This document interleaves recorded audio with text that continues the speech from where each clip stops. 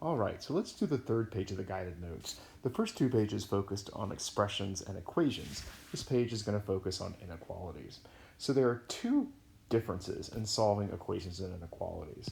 The first is whenever you're working with an inequality,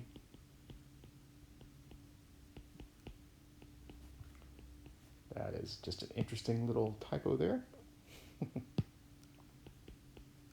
The answer is an inequality.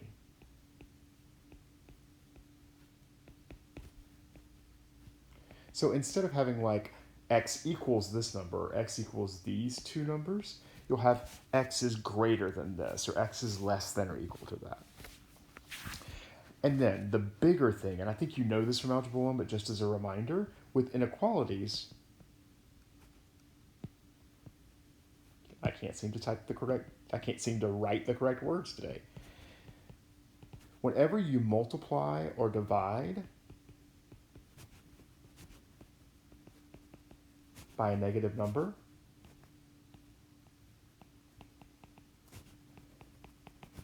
the inequality direction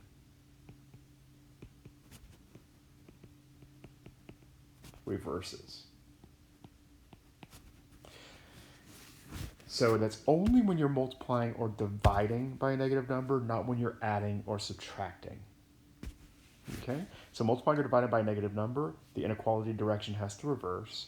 And if it's an inequality, the answer is an inequality. So what I've got in below this are two things to solve, one an equation and one an inequality. So let's focus on the two of those. So first of all, this equation.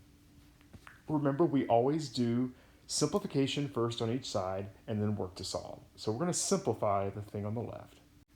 So I've solved this and gotten x equals negative 28. So if you need to pause and make sure you actually get all that work down, you can. And then the problem also says graph the solution set on a number line. So I know that when you learn how to draw number lines in Algebra 1, teachers are often like, make sure you put 0, make sure you put a tick mark for every number that's on the number line. So if I were actually trying to draw x equals negative 28 on the number line, that would take a long time if I tried to do that with an old teacher's way of doing this. Instead, what I'm going to say is whenever you graph this on a number line, draw a line, at least put 0 on it, but I don't want you to put 28 tick marks. You can simply over here say negative 28 is here, and there's a dot on that. Remember from Algebra 1 that if it's included, if the answer is actually in the set, you put a closed circle, and if it's not, you put an open circle, and that'll come into play in the next problem, which I'm going to zoom up to now. So now we've got an inequality. So again, the process is the same. We're going to do a simplification first. So we're going to simplify the expressions on each side.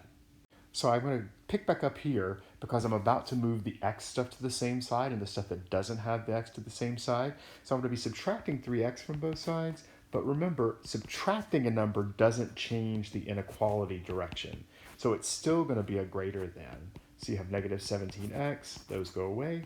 Greater than, those go away, 22. Now when you're trying to get the x by itself now, you divide both sides by negative 17. And this time, because we're dividing by a negative number, the inequality direction is not going to be greater than anymore. It's going to be flipped around and become less than. So when you go to graph this on the number line, I'm going to put a 0 down.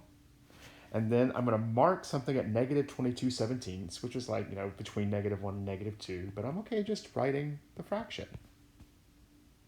Now, this is a less than, not a less than or equal to. So I'm going to put an open circle on that. And then I want all the numbers that are less than that number. And the numbers that are smaller than that are going to be the numbers to the left.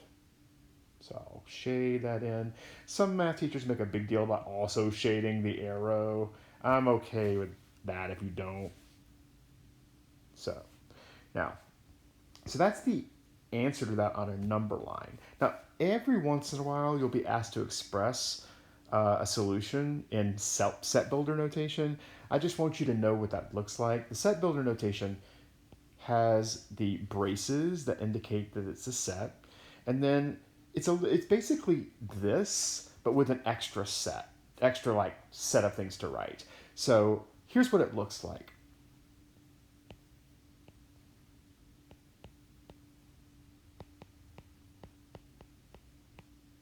Now, here's how you would say this out loud. The braces indicate that you would say the set of. So that means we're dealing with a set. We're dealing with a set of x, and then this vertical line here actually is a mathematical symbol. And that mathematical symbol means such that. So the braces mean the set, and then it's of x, and then the vertical line is such that, and then x is less than negative 22/17. So set builder notation is essentially taking the exact inequality answer that you get, but adding this set of x such that onto it. You won't have to use that every time you give an answer, but there will be times we'll be asked to give set builder notation, so it's really important to know how to do that.